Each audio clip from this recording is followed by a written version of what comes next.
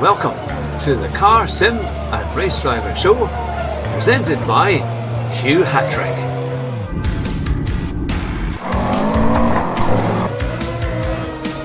Here at Bathurst in the Forest, my very special guest, Basic Ollie, Rascal, Rabbit, Josh Martin. It's great to have you back on the show.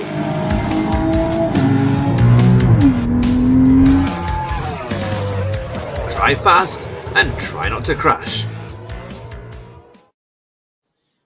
Hello and good evening and welcome to the Car, Sim and Race Driver Show. And tonight we have the royal couple of sim racing. I was trying to think of how can I introduce the couple that we have here in front of us. It is, of course, Jeff and Thea. Welcome back to the show. Hello. Hello. Good evening. Welcome. Good to be back.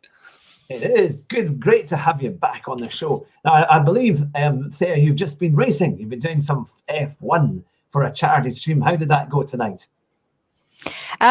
So the racing didn't go that well. I finished last, but I hope the racing did go well. I think it's an awesome thing to be doing, to be raising money for racing and gaming ultimately. So I absolutely love this sort of event. It's cool. So yeah, big thank you to Codemaster for this and the Birmingham Aerospace. That was a great initiative. Yeah, you're certainly doing lots of different types of races, aren't you? From F1 to Group 3. Are you still doing a bit of rallying as well? I am, yes. We've got some coming up soon. I think because there's a lot of opportunities that come around. I have to move things around because I haven't got enough time for all the sims. But yeah, it's coming back soon. Yeah. And of course, Jeff, you've been racing in some of the races that Thea is in as well. How have you found that? Yeah, it's been great actually. I'm lucky to finally have a rig as well. We've been changing things around. You can see we've got this room behind us with Thea's rig here, obviously behind me, and then my rig is to the side here. I've got to count this my rig and desk in one configuration, so I'm actually able to take part now, which is great. And I took part in the last enduro race that our community hosted, which was part of the Enduro Discovery series, which was brilliant, kind of getting people involved in enduro racing. And it was in 8 hours at Spa, and I took one stint in the middle of the race, and it was pouring with rain. I'd never driven the Bentley in the rain before, so that was quite exciting because I happened to join a team that were trying to win the championship on the Pro Series, so that was quite scary. But just about pulled it off. Had a fairly fun stint, one little accident, but nothing too scary. And yeah, I'm also taking part in the Double Vision Series, which is GT3 and GT4 racing on Wednesday nights. So next round is at Donington tomorrow night, so plenty of practice tomorrow. And yeah, hoping to put in a good show on that as well. So it's great to get back into some racing finally. Yeah, will that be streamed as well? Is that something that we can watch on YouTube? Well, I would say that I'm not going to be streaming it in a hurry. We've noticed that if you try and stream twice in one household, that will kill your internet pretty quickly. So yeah, maybe one day in the future when we have lots of fiber connections and everything's great, we'd like to both stream. But until then, we let Ted do the streaming, and I'm just having a bit of fun racing sometimes. Yeah. Oh, fantastic. Now, Thea, it's been well over a year since you started your sim racing career, and you've done some amazing things. I think the last time you were on the show, it was about the end of August or early September time, but a lot has happened since then. So tell us about some of the highlights of the last 12 months. Sure. There's been loads. So we've done 2... Can you hear me? Yep, that's it. Yeah. Were you muted? It would be good if you could mute yourself though, because I can hear myself in echoing. Good. Okay, so there's been more female races season 1 and 2 that went super well. I think the bar in terms of level in season 2 was raised really high, and I can't wait for season 3 that's coming soon. That was definitely one of my best highlights. I still remember the feeling after the season 1, how warm I felt inside, seeing all these women enjoying racing and messaging me and telling me how much they enjoyed it. So that was definitely one of the best highlights of this past year. Being on the Formula E show was a completely new experience as well. I've never been on a sort of a TV studio, and that was amazing.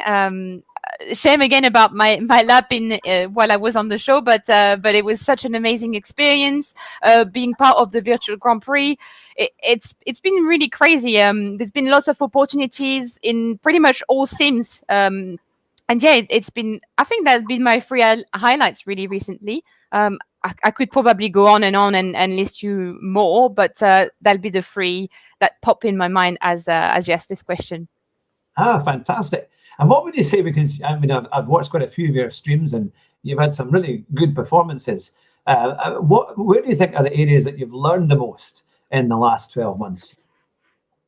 I mean, I've learned about a lot of things in different type of racing. Recently, I've learned the Notch life, which I thought was it would take me at least more than a couple of years to get there, but I've managed to do that. I think in terms of understanding the car, the physics, maybe I'm starting to get a bit involved in my setup as well. Yeah, I've just picked up bits by bits here and there about racing line as well. I just know a bit more where to push the car. I feel like I know when the car is on the edge now, so it's definitely when yes, I think it's where I've learned the most, I guess. Yeah. Yeah. Fantastic. So do you find that with all this kind of incredible amount of sim racing in the last 12 months, or more fact since the beginning of last year, that when you get into your car, which I believe is a Fiesta, if I remember correctly, you have a little Fiesta, that the same kind of feeling of right when you get to those red lights, you're about to head off and use all your skills on the road, or are you very calm and relaxed when you're behind the wheel? Jeff, what do you think? Am I calm on the road? No, she's a nightmare. She started hitting curbs on the inside of the road now because she's trying to hit the apex. So yeah, a bit of a nightmare. The alloys are gone. Hubcaps are ruined. But yeah, no, she's probably got a bit more skills now at high speed. I don't know if that's a good thing or not. Probably makes her a bit too brave. But yeah, she's all right on the road. She's pretty safe. We got to get too far on our 1.4 diesel, that's for sure. Yeah, it's not going anywhere at the red lights. When it goes green, I'm the last one to go. Normally. Really? Yeah, there's no power in this. That's fantastic. And have you been doing any kind of also? I know you did a day away simulator training last year, or maybe perhaps this year. But have you done any kind of real racing as well over the last 6 months? You've been doing any actual driving days or race days, that kind of thing too? No, obviously lockdown has slowed down a lot what was any type of racing I would have done. I can't wait to go back go-karting. I think Jeff and I have plans to go very soon and see if I can transfer the skill I've learned through sim racing.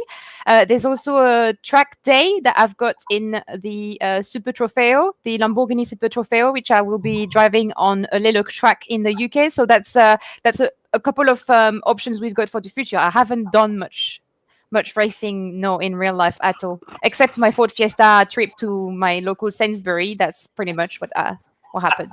I think she wants to 1v1 Super GT on karting, so we'll see how that goes. Yeah, maybe you time your stints to Sainsbury's. Who can do the quickest run? That you can get it down to 5 minutes each way, or whatever it might be. No, that sounds absolutely fantastic. And do you think, with all this sim racing experience that you've got now, that when you get behind the wheel of a real racing car, it will actually help you? Do you think you'll be right on it because you kind of know what you've done so much GT3 and that kind of driving before? I think so. I think I was already quite confident when I was on a go-kart. That's my only real life experience. And I think that now that I'm feeling a lot more confident behind my sim racing wheel, I will definitely feel a lot more confident with what I'm doing on track. So I really can't wait to see what it's going to be like. I really can't wait to see what I'm doing with that Super Trofeo car, because I think I'm going to push it to the edge if I can on that little track. Yeah, I think it's gonna be amazing. Yeah, absolutely. I think you'll be. It's always whenever I drive a car like that, it's always the noise that gets you, because even at idle and you're sitting there, and there's always a few delays, when the instructor's getting in the car, but you're sitting in there waiting, and it's even noisy on idle. I remember watching the Super Trofeos at Ingliston in Scotland a few years back, and they were really loud. That V10 is an incredible engine. So I'm sure once you get behind the wheel, it'll be great fun. and I'm sure you'll make the most of it. Now, we've got some good questions already that have been asked by those who are watching in the chat. And the first question is from someone called Back, B-A-K. What car series do you prefer to race in, and in which game? That gang. So, I mean, for me, it's very easy. Since the beginning, the first game I played was ACC, so it's always going to be GT3 Racing, ACC. It just gives me... I was telling Jeff the other day, there's no other game that I pick up and I'm going around Spa at high speed and my heart just starts beating. I get this emotion, it's a thrill that I don't get with any other type of racing, or at least I haven't gotten it yet. Maybe I will get it when I go back on the go-karting track, who knows. But yeah, I think ACC, and I would second that with rallying, even though I haven't done much lately. It's also one sort of racing I really enjoy. But the first is ACC GT3 Racing. Fantastic. And then one of my co-host who does the odd stream with me as well, he's asked the question, have you got any tips for me to do dirt rally? Because he's seen me play it and I was pretty terrible. So what's your big tips for playing dirt rally if you've not had much experience on it? Send it. When I ask this question, people normally tell me go faster. So I'd say the problem is I'm cheating a little bit with dirt rally, because I tend to do the tracks or the stage over a couple of times before, at least 4 times, and then you start remembering, okay, on that turn I can push a bit more. It's a little bit like GT3 racing or any track that you're learning. You have to do it a couple of times to know what you're doing. And just like if you were doing a walk, just go a couple of times, try and remember a couple of things, and then go for it. Just send it.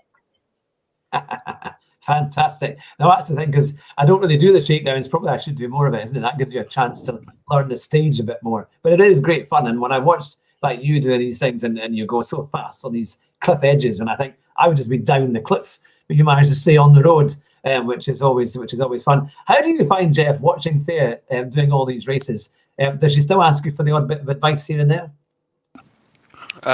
Well, I mean, the sad reality is that she's a lot faster than me on most tracks now, especially on a set of course of competition. So she doesn't really need to ask me for much help in getting around the track. One thing I would say is that she's probably a lot faster than her experience, right? So there's a lot of people who've been racing for 15, 20 years and won't get some of the lap times that she's getting at the moment, which means when she's racing and doing really well with her lap time, she'll find herself racing against people who are normally quite experienced and have a lot of racecraft, which is a whole different thing altogether, right? I mean, qualifying and hot lapping is great, but actually what we're here for is racing and winning. So getting to the point where she feels like she can control races and win races is something I can still help with now and again, just giving her a bit of advice, sort of on little things to do on track. But no, she's a lot faster than me now, most stuff, so I just kind of leave her to it. And in fact, she helps me with tracks and so on and get me up to speed a little bit. She'll probably do that tomorrow on Donington, for example. So it's a bit of a mix, to be honest. Yeah, and I know that you went to Brands Hatch last year, and that was your kind of first visit and watching the real racing kind of going on. What would be given the lockdown, and once it hopefully all releases and you can get out and about, where would you like to go? What would be your first kind of motor racing event you would like to visit this year? I'll answer that one first, shall I? Yeah. Brands Hatch last year was brilliant. It was the first time we'd ever been to a proper full-size race circuit, really, in that respect. It was different karting and so on. But they went to Brands Hatch. It was a historic F1 event, had loads of different cars there, Can-Am, GT, all through the 70s and 80s and 60s and 50s even. So it was brilliant.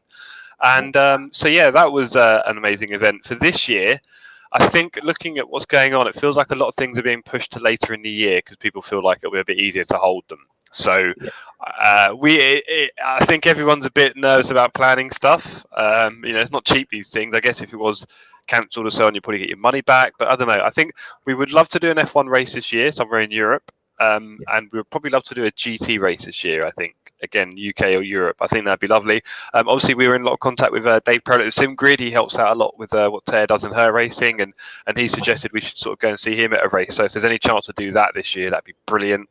Those kind of things. So yeah, we'd love to do as much as possible, really, and definitely get to a kart track a few times. So yeah, that'd be the goal. And then maybe you'll see the Sim Racing Expo, which is at the Nürburgring in September. That looks Maybe you should fantastic. book a flight for that, Hugh. See, I'll join you at that one. That does look Right? amazing. Yeah, it does. It looks like a lot of fun. So, there'd be maybe a chance to get to a few tracks in that way, for sure. What about you, Terry? Any tracks you want to hit this year? Spa 24? Yes, I think my top 3 is Spa, Silverstone, and Nordschleife. That'd be the first 3. Yeah. Similarly, there's a racing drivers academy or a race course you can do at Abu Dhabi, just on the Grand Prix circuit. But I think they cut it up a little bit.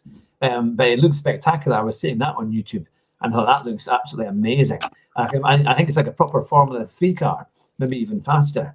So they put you in a proper single-seater, and then you can imagine driving under the lights at Abu Dhabi on your first kind of stunning, wouldn't it?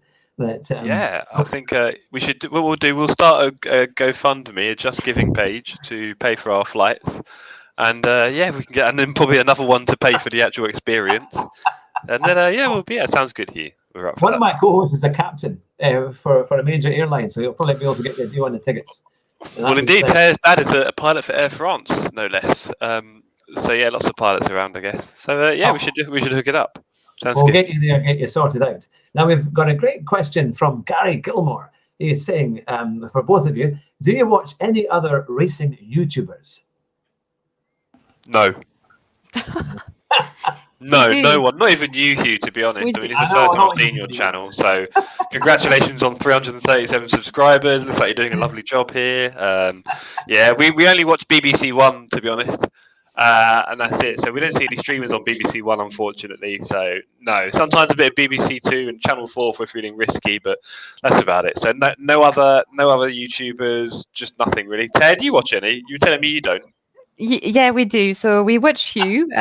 Normally play GT Sports when we watch. I have only caught him once or twice playing ACC. I don't know if he's been playing it more and more. More intentions too. Okay. We still watch Super GT videos. I think they're still hilarious. I know Jeff watched Game of Muscle as well. We do watch a lot of Dardier too, because he's doing a lot of racing. And more recently, I started watching Do King as well, who's part of Dardier's community and is really, really fast. So I like to watch fast people because they're watching them. I try to emulate them. So I think it's always good to watch as many as possible, especially if they're fast. Yeah, we do watch just about everyone, to be fair. Jimmy Broadbent, Kai, I'm trying to think who others. Obviously some of the ladies we watch, so we watch Thea's friends like Yvonne Vandenberg, and then we watch Verena and Andy. Marin never streamed, does she? Then we see Love 46 sometimes on Twitch and others as well. So yeah, there's loads. Everyone, to be honest, that we can catch. There's not enough. Obviously, like you mentioned, Jardier and people like that. So yeah, not a lot that we don't watch, really, to be honest, that I can think of at the moment. There's probably some on more like the Formula 1 side and so on that we don't see as much of, like Tietman Dark. Was it Tietman Marduk? I don't even know his name, apologies. I know he's very popular. And there's a feels like that, like a Rav and so on, who do Formula 1 stuff that maybe Terry will watch a bit more in the future. But yeah, it's always good to find new ones, right? So yeah, we watch them all, I'd say. Fantastic. And who's been the biggest surprise to race against? Because obviously you've seen many of them on stream, but then you've actually raced against many of them. I know you've raced against Jimmy Broadbent. Did you want to have a race with Jimmy Broadbent in maybe one of your Group 3 races? Who's been the biggest surprise that you've ended up racing against? So I've raced Jimmy Broadbent in the F1 Virtual GP, but I unfortunately my wheel broke halfway 2 laps into the race, so I didn't really get to race him that much. I don't think I've had many races with him apart from that. I did race Jardier on a couple of occasions. Now I'm saying race, it was more him flashing me because I had a blue flag. So I've actually been punted off, a little bit off the way by Jensen Button in the 12 Hours of Silverstone for the Brain Tumor charity that was organized by the Sim Grid. So I've had my fair share of racing with I guess that would be the one that comes to mind. Jensen Button was quite aggressive compared to Jardier, who's used to the online world more than the real life world. Jensen was a bit too aggressive, maybe. Did you report him? You reported to the stewards. It didn't. No. It didn't cause any issue. It was just a little bit of a love tap. Just get off my way. Which I did. Oh, that's fantastic. Now, one of the questions we've had there is: did you see the Formula One at the weekend? And if you did, what did you find the most exciting part? Oh, it's tough because as you can imagine, I'm not the happiest girl here. I was definitely not a huge. Well, I think secretly I'm a fan of Verstappen. So Alpine is my team, but then I also support him. Normally it's avoid the disappointment, but I was very surprised by the ending. The fact, I think it was. I wasn't expecting that. I thought it was going to go for it, and we were going to have him, but he had to give the position back. So I guess that was the most surprising. I can't say there was a highlight for me because I'm supporting the wrong team. That's all right. No, that's. But I think Jeff was Jeff. You supporting? Who are you supporting? McLaren, Mercedes? I'm not sure. I'm the biggest Lewis fan you'll find.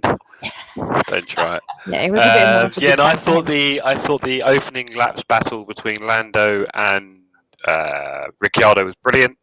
Really enjoyed seeing that. Very close. Both of them gave each other a fair bit of room because they're teammates, which is good in the end because obviously there wasn't any connections and any punctures or anything like that glancing at each other. So I thought they raced together really well. Yuki with a great couple of dives, and of course the fight at the end between Max and Lewis was great. I got the feeling Max might not sort of catch him and have enough pace to overtake him, and if he did, Lewis would probably be able to attack back.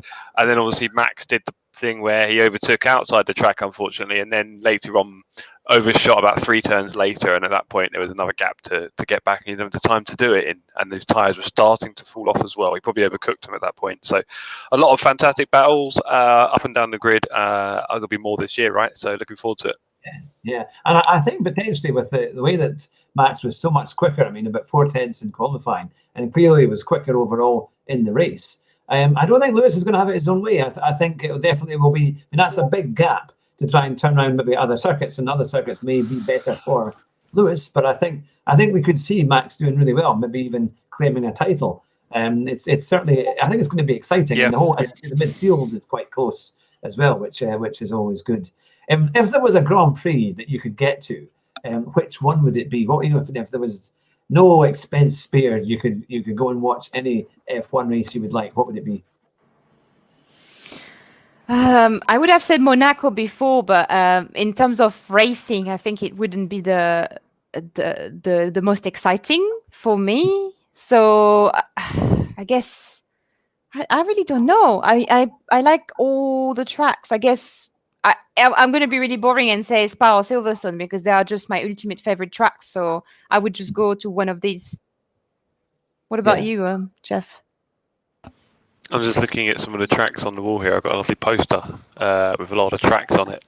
Let me show you actually. I might be able to swing it round for you. There we go. Can we see that? Have I broken it? There we go. Look at that. Wow. Oh, so that's got the Isle of Man TT around the outside, which you can see there is Scarfell mountain course, or Snaffell, sorry. So that's the Isle of Man TT to scale around the outside, and then all the other tracks inside it to scale. You've got Le Mans in the middle. You've got Nordschleife in the top right there. All sorts of tracks around here. It's beautiful. And all the details about them there. So if I were to pick a track to go and see, with no cost to fear, I think the expenses bit adds a dynamic to it because, of course, you think, well, it'd be nice to get paid to go and see Monaco, considering how much that cost. But I think for me, seeing Formula One cars at I don't know, no expense, maybe just the Red Bull Ring, the Red Bull Ring is very tight, so you can see a lot of the action from that, I'm guessing. I've never been there, obviously, but I'm guessing for the Red Bull Ring, you can probably see a lot of the action. So a nice, expensive trip to Austria in the mountains in a big chalet. There we go. And, grandstand view of all the action right up on turn 1, I'm guessing. I mean, I could say, there we go. That's a good point. Circuit Gilles Villeneuve. Yeah, a good seat there. Good shout, Andrew. Yeah. Yeah, that'd be nice. Circuit Gilles Villeneuve. And you want a to couple go of to options. The F1 paddock, the paddock pass. Yes. Now, I think one of the first places they launched it, I think, was Canada, and it's right above the pit lane. Give me the God pass. Yeah, let me in everywhere. And it's so you can sit there and you can have your buffet and your champagne and watch the racing, and he has big screens in front of you so you don't miss any of the action. And then you can wander outside onto the balcony and watch My them. kind of race. Beautiful. So that would be, I think that would be a fantastic one. But now we've got some more people coming on. It's great to see everybody in the chat. Keep your questions coming, and we'll pass them all through to Jeff and Thea.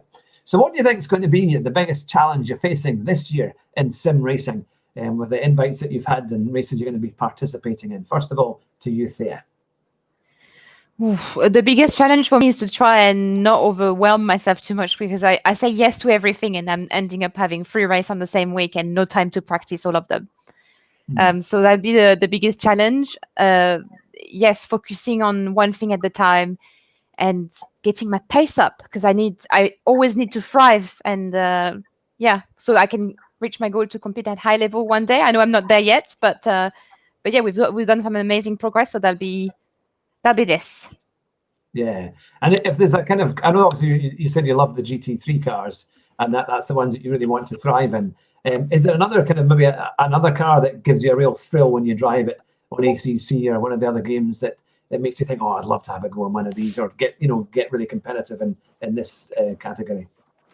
Well, so at the moment, for the past maybe 6 weeks, I've been learning the Nordschleife with my friend Matt Evans. And at the end of, we do an hour where he's training me on one sector. And then the second hour, we just go around the Nordschleife with the community in different cars. And each week he has selected the type of different cars, so themed.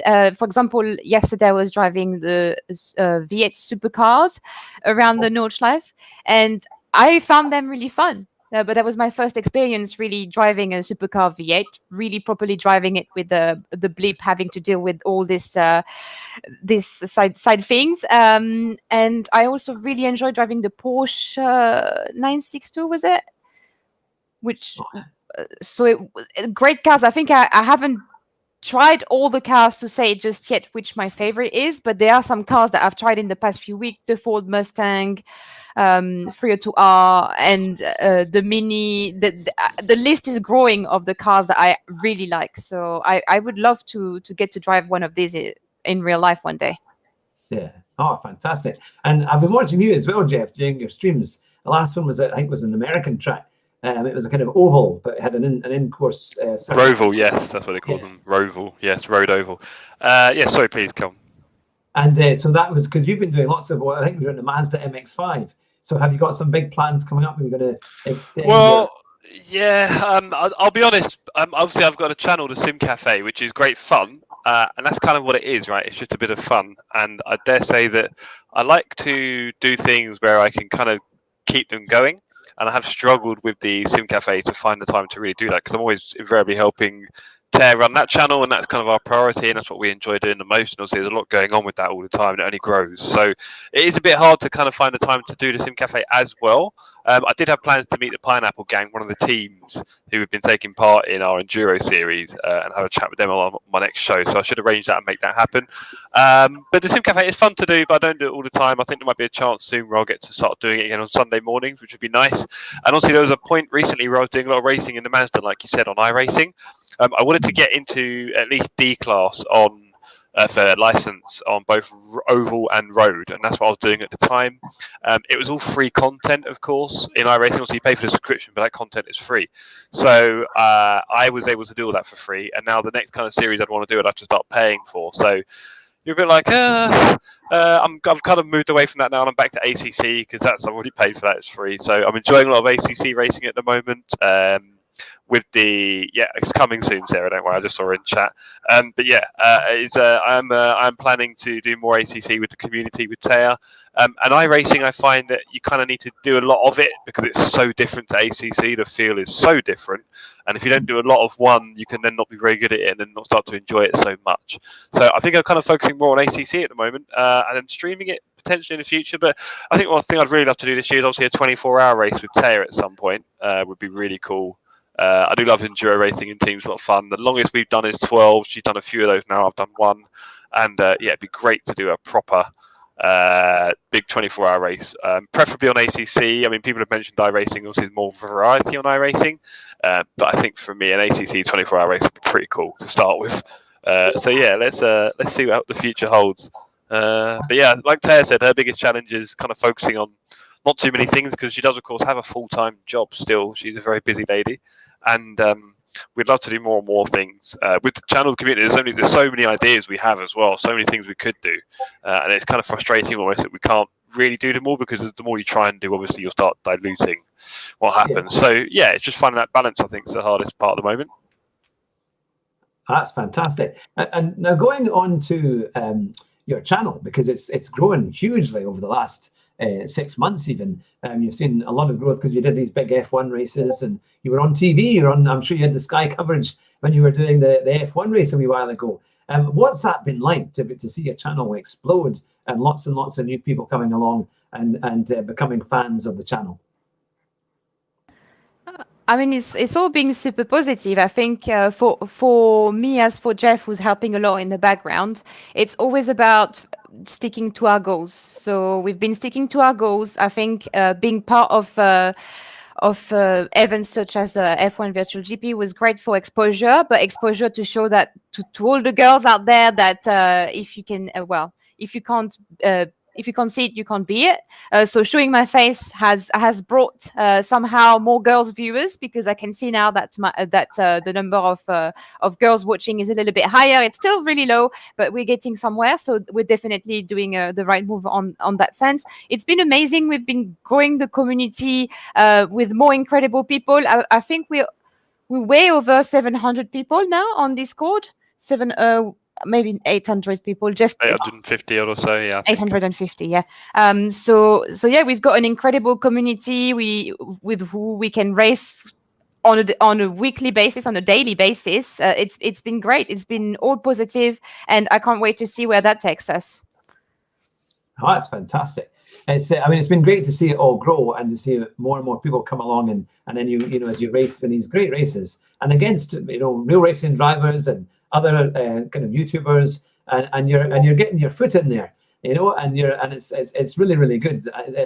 We can't wait to see you getting further up the grid, because it can only be a matter of time before you're going to show exactly what you can do, and there'll be a few people thinking, oh my goodness, I've got to race against Thea, and they'll be trying to do all the tricks of the trade to try and keep you behind them.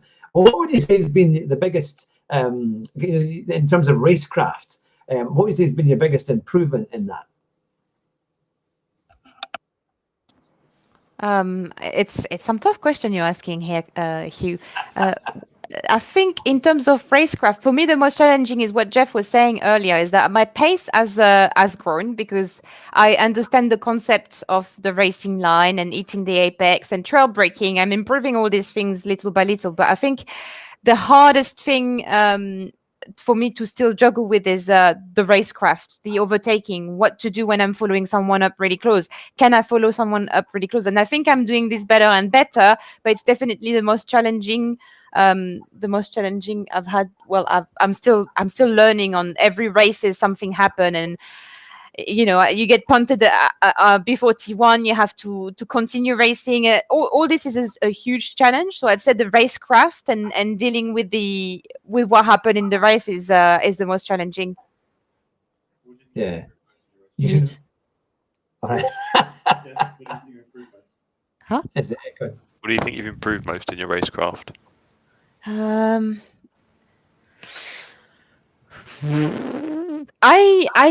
know I can follow people up very close, and I'm a lot more aggressive. But I haven't got that. I haven't reached that level that I want to be in, because I'm fast. I just haven't got the experience. Mm-hmm. No, we've got some good comments here coming up as well.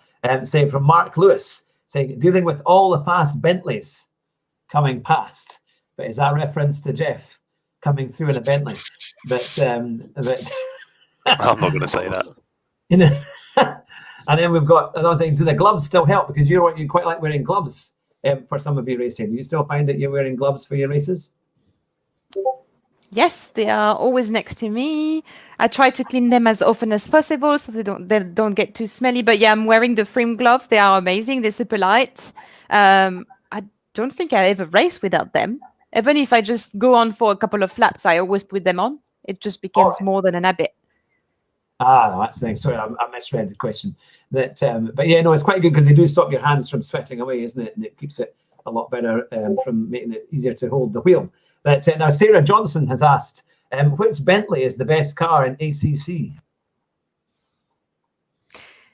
It's a Ferrari, the best car in ACC. There's no other answer to this. They're asking this question because they do know what I think about the Bentley, and they're teasing me. And today I'm not going to hear anything from me on this. You know, the McLaren 720S is the best car in ACC, of course. It's the best looking, has the best sound, and it's great to drive. So I think that's settled. Thank you, Hugh. That would be the thing. That now going in terms of your kind of upcoming races and things like that. What would be? I mean, you mainly do kind of normal, proper racing cars in the games, but do you ever like driving kind of more kind of road cars in games as well? Because I know that the Assetto Corsa offers you that possibility, but is that something that you sometimes have a little go in? Yeah, so I've been doing it lately on the Nordschleife. I absolutely love driving a manual car. I've learned last year, it was really hard actually, to do heel and toe. So I'm very, very pleased every time I get to drive a manual car and then use the... Good little blip. Yeah, I just love it. It's very rewarding. Once you know how to master it, it's just that little... It's beautiful. Because of course you've got the manual gearbox on your rig, and you've got a handbrake as well on your rig, haven't you? Yes. When you do the rallying. And how do you find? I've never played a rig with the manual gearbox. Is it kind of? Do you find that there's a bit of play in it, or is it very tight, like a proper racing gearbox should be, and things like that? Does it change very quickly? There's two answers to that. Tea's never used a racing gearbox. And secondly, the Fiesta feels great downstairs, obviously, but the Thrustmaster TH8A shifter is a great shifter, and also we do have a slight mod on it, which makes it a little bit more clunky. So, to be honest, it feels great. Yeah, it really does. Fantastic! No, that's really good. And what would be your ultimate car when the Fiesta finally has its day, and you could go into the garage and say, right, something new, please? What would you end up buying? What is it going to be, Thea? Oh, that's it. I had 2 Clios when I was in France, so I would just go straight back to having a Renault. Unfortunately for Jeff, I don't think that'd be what he'd pick. Or a little Mini Cooper. I like small, curvy cars, so for a road car, I'd just definitely have a little Renault. Maybe an electric car? I think it's going to be you're both going to have a car. That might be a better question, so you can both choose one. You can both have one. But actually, you would like the Megane. The new Megane RS 300 is a fantastic car, and you can have that in manual and in automatic. So that would be quite a machine. That might be good enough there for the two of you. But what's been the best car you've ever driven in real life, other than your Fiesta? Oh. When I was a teenager, I just learned to drive. So I just had my driving lessons. One of my friends, his dad had an Audi, and he let me just start it. And I had my head back onto the back seat when I pushed the throttle. So that was one of the pretty much the best experience, I guess. It was only for a couple of meters because I was quite scared at the time. I just had my driving license. I wouldn't go further, but yeah, that would be the best experience. Other than that, I've driven my mom's car, who was a Skoda Fabia, and that was a lot more smoother than any other car I've driven before. So there you go, my 2 best experience. I think you've probably forgotten my dad's Mondeo. Thank you, Mondeo Gia, no less. M registration. Hugh, so we're looking at 1994, I think. Absolute dream machine. Fake walnut dash was falling apart. It was not. It was just a bit used as it was, but a marvelous machine all the same. So yeah, I think that might have been her best car, my father's Mondeo. There we go. there you go. You need to get yourself to Goodwood because, and certainly they were doing it up until, I don't know if they did it last year or not, or the year before. But if you go to the Manufacturers' Day, you can get to drive the cars up the hill. But you've got to be there early, and it's normally on the Thursday, and it's free. Normally they're free, and I reckon with your clout, because people know they would be handing you the keys quite easily. Claire's got no clout. She's got nothing. She couldn't. Honestly, what could she say? Hi, I'm Thea. Like, get out of here. No, that'd be amazing. And no, that really would. We didn't mention Goodwood when you asked us where we'd love to go, and that would definitely be up there for sure. We love watching it every year on the live stream. I've been meaning to get there, and I know Taya's quite keen as well now. I think it'd be fantastic. So yeah, add that to the list. And this year, if we could, really, fingers crossed. Yep, it's the 6th to the 9th of July. So it's going to be, hopefully if it still goes ahead, they're still selling tickets. It'll be a cracker. But I drove up the hill in an old, it was a Infinity hybrid, and it was great fun. They put an extra chicane to stop you going really crazy. But it was fantastic fun. And I remember getting to the start, and then they let me away, and I just floored it. And it was, they always had an instructor or a kind of salesperson from Infinity, and he said, I see you want to take this hill climb seriously. And I said, I wouldn't have traveled about 600 miles to get here, and not have the chance. But it was great fun. It was fantastic, and definitely worth it. If you get the chance to do it, you just contact the manufacturers in advance. Pick a car you would like to drive and who's there, and then I'm sure that if you do it, give yourself time, you could be driving up the Goodwood Hill and think what kind of video that could make. Oh yeah, for sure. Love channel. That would be something. But there's so many ranges. There's anything from Fiats to Ferraris, so there's all sorts of stuff that you could do there. But yeah, so I'll quickly check the. In fact, we've had Sarah Johnson saying she's had 3 Alfa Romeos. That's pretty good going, isn't it? So she'll be used to lots of kind of wonderful European cars, and we've had people saying Bentleys and all sorts. Porsche Cayman is also very popular. But so there's lots of amazing cars. So I'm sure when you get your racing license in the future and the money's coming in, you'll be able to say, right, that would be the one that you'd quite like. That now, what would be? What's your next big race that's coming up that we can all watch you doing?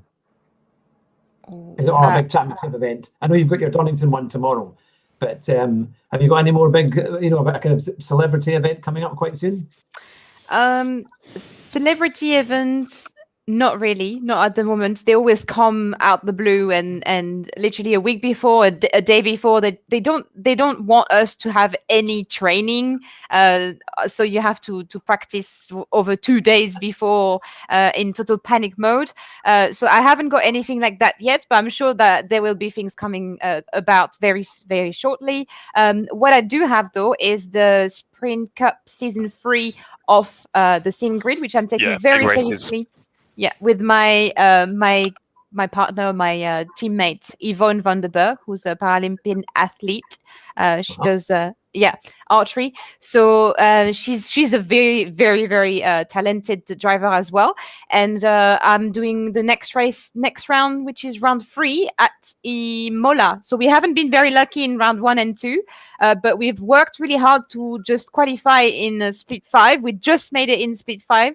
And I'm taking this very seriously. I'm absolutely enjoying the experience, even though we were not very lucky with round 1 and 2. We've been bashed around a lot. I think round 3 will be amazing. Fingers crossed. No incident in that. Wow, well, that sounds like great fun.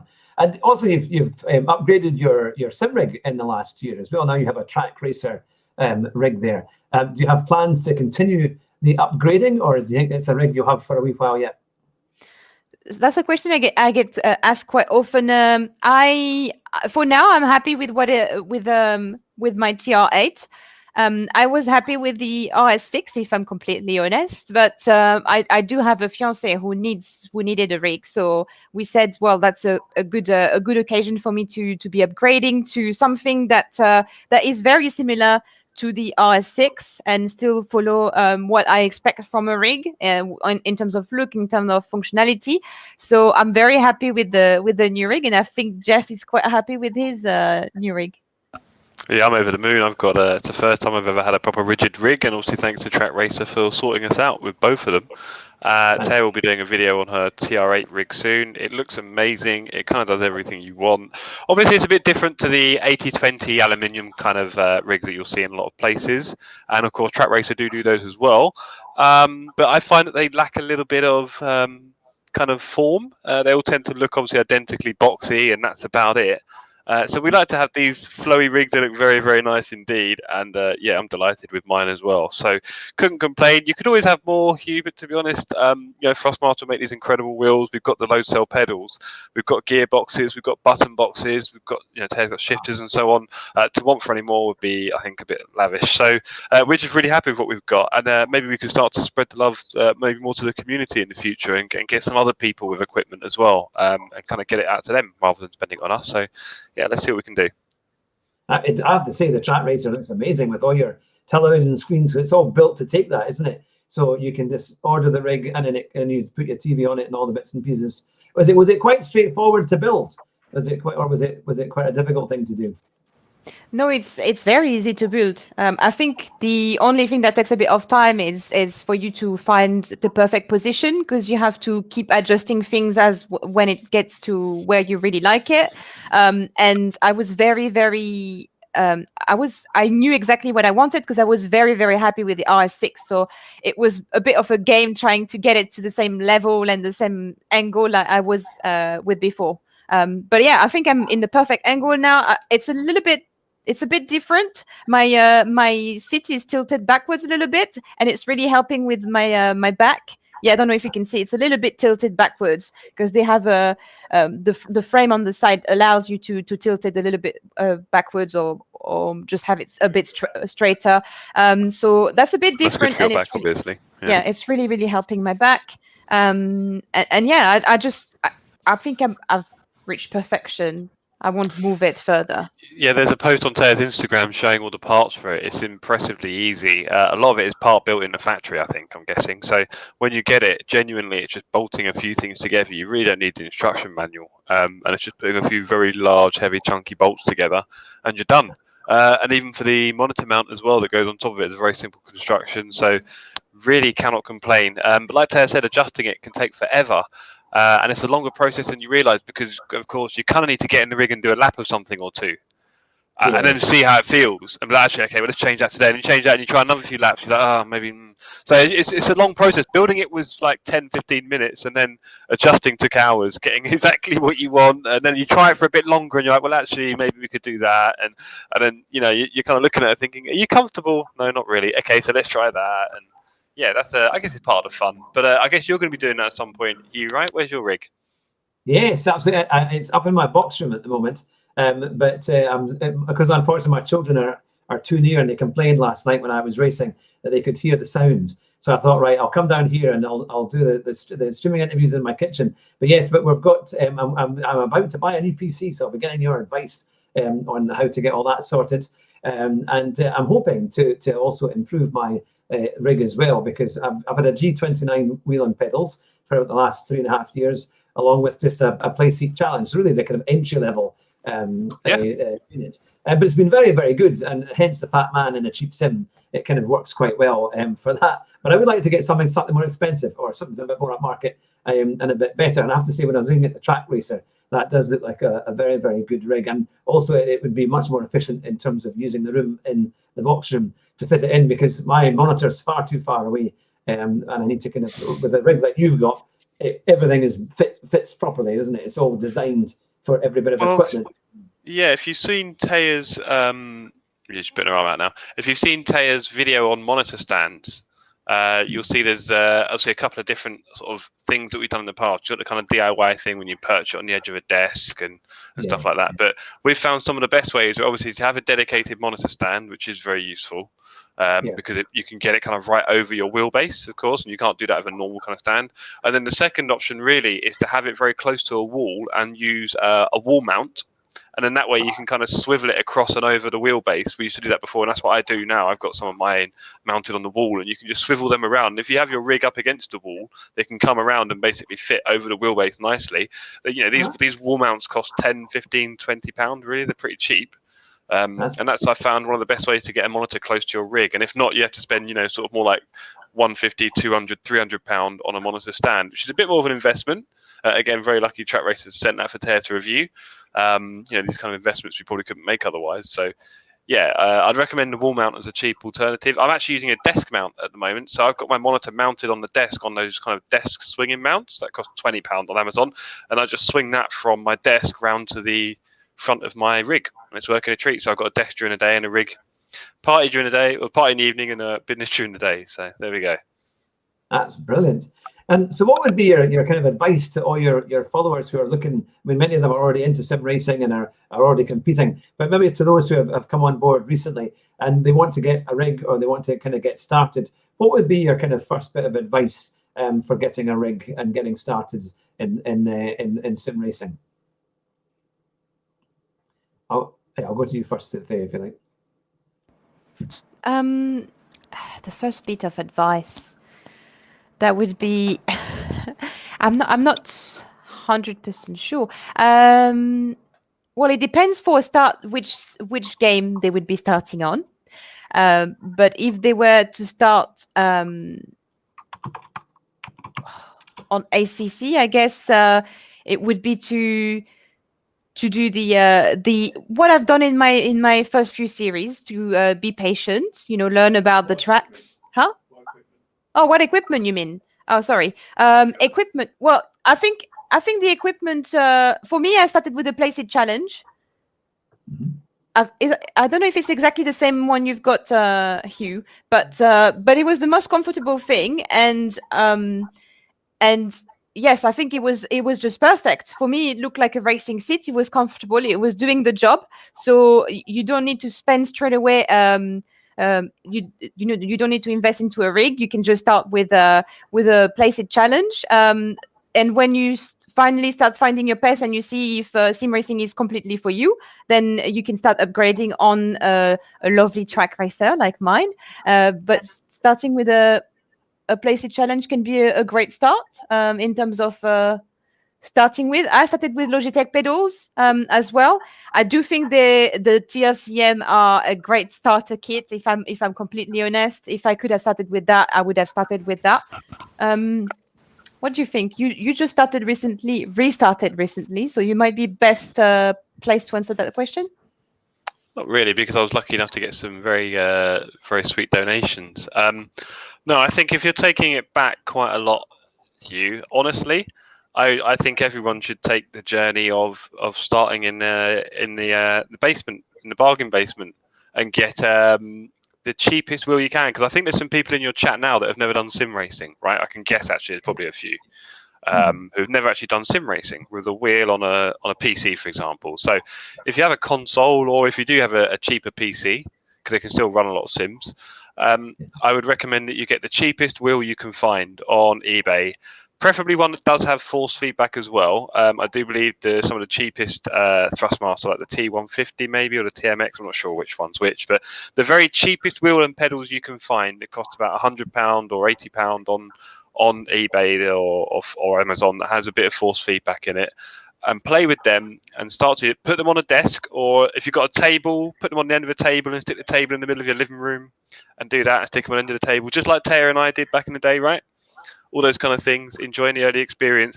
And then very quickly you'll want to get a Logitech set of pedals, and then very quickly you'll probably want to get yourself the Place It Challenge, right? Because that's probably the cheapest way to get a rig. It's like £150 or less if you get it second hand.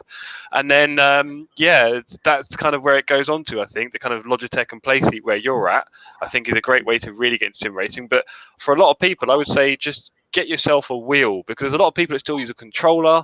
There's a lot of people that don't really experience what it's like to use a wheel, and it's quite a big difference when you get the wheel and pedals. Even the cheapest set, the immersion ramps up, and obviously the better quality equipment, the more immersion goes, but it doesn't make it that much faster. So yeah, make sure you enjoy getting on track, and make sure you do it with a wheel of any kind, on a desk, on a table, on your PC desk, whatever it is. And once you're hooked, get yourself a Logitech and a Place It, I think. And then, or maybe, I mean, to be honest, the cheapest Thrustmaster things, the T150, are maybe better than the Logitech. because the belt, anything that's more belt driven than gear driven does feel great. And that's something I hope you experience soon. If you get yourself a little T300 or something like that from Thrustmaster, I think you'll be surprised at the difference in the feedback. It's not a lot more powerful, but it feels quite different with more fidelity. So yeah, that'll be something for you to experience soon, hopefully. Yes, no, absolutely. Because I mean, the wheel is good, but I like something that gives me more feel. And I know that my pedals have been every so often they cause a bit of grease. The potentiometers don't like the dirt, do they? So it doesn't take too long. It was quite funny though, because my wife came into the room when I was cleaning them, and I'd borrowed her hairdryer, and I was using the hairdryer to blow everything out, and it worked. So so that was it. Clearly, it wasn't for my own hair, as little as there is there. So it's but no, all sorts of things do work in those circumstances. But of course, you did also do a video on the V-Rig a few months back, wasn't it? That the V-Rig looked incredible. That when it moves into different positions, doesn't it, for the different kind of games? How did you find that? It was super duper comfortable.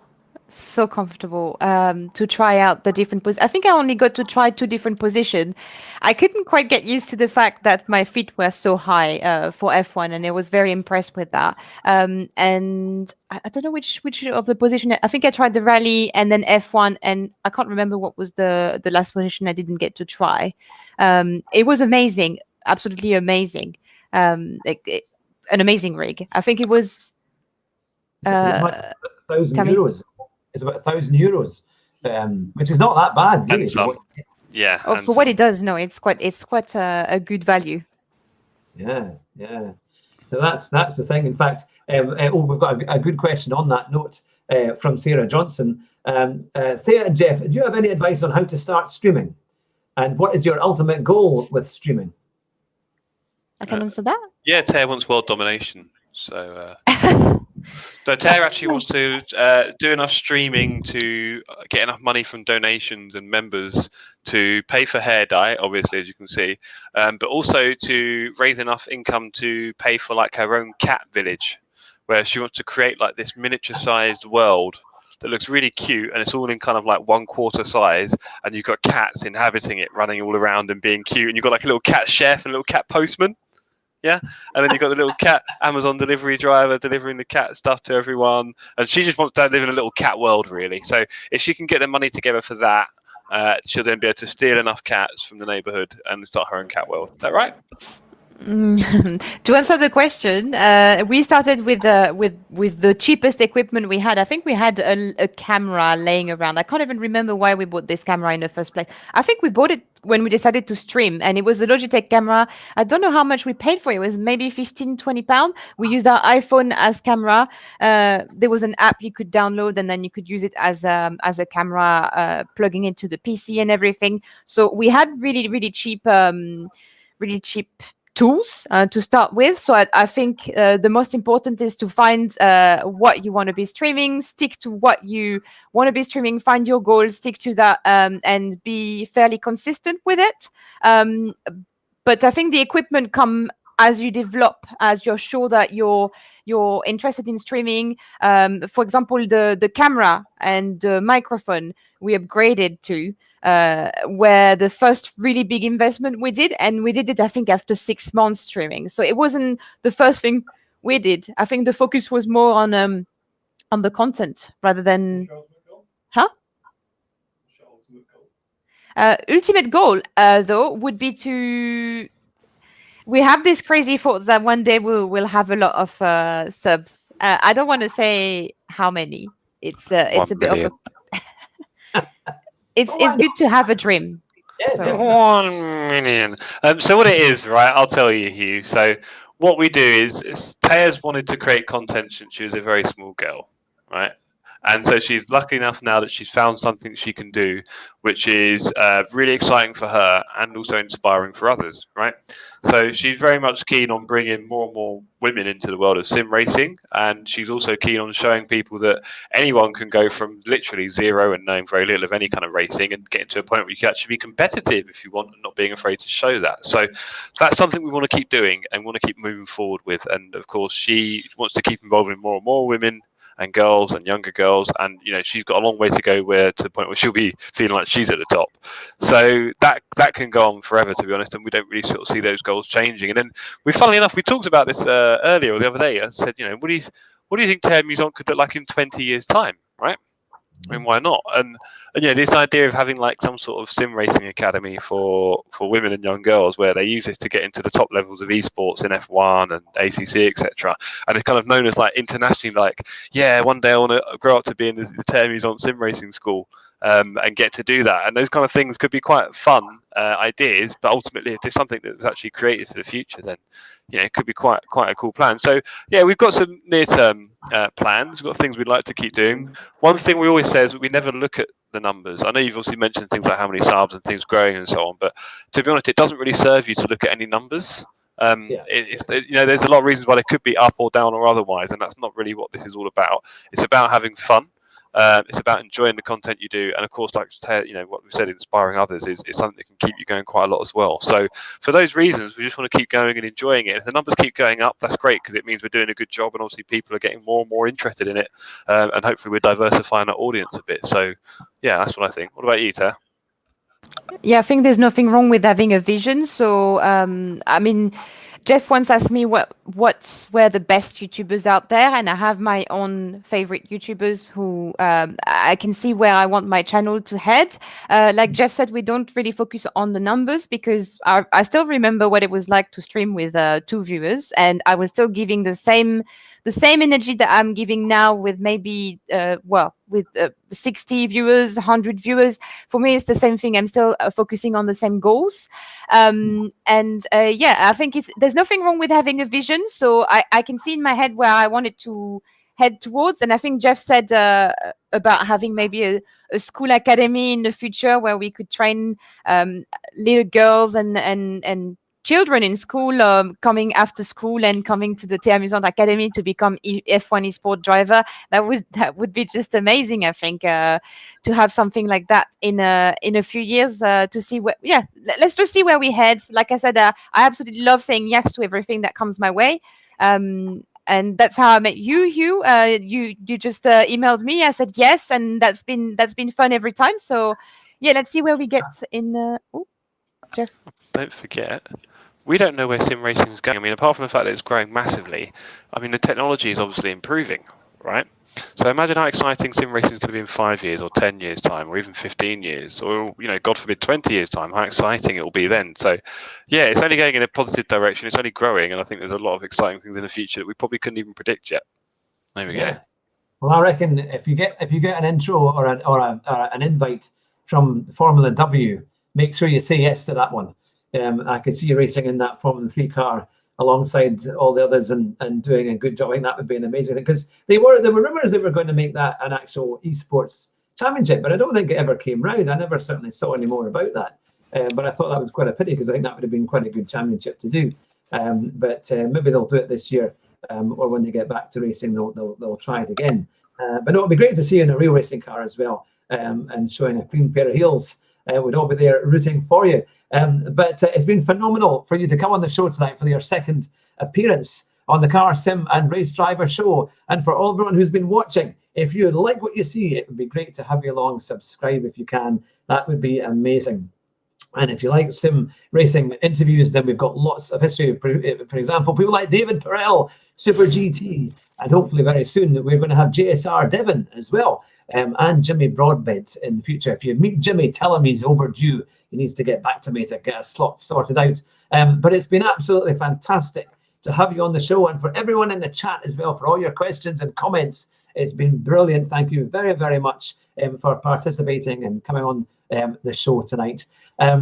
You know our kind of our last minute thing, as we say, is to drive fast and try not to crash. I've never heard Thea. I think I've heard you, Jeff, say it possibly, but Thea, would you like to end the show with our famous phrase? Well, and don't forget, guys, drive fast and try not to crash. Fantastic. Perfect. Stay on the line. We'll see you all very soon. Take care. Bye just now.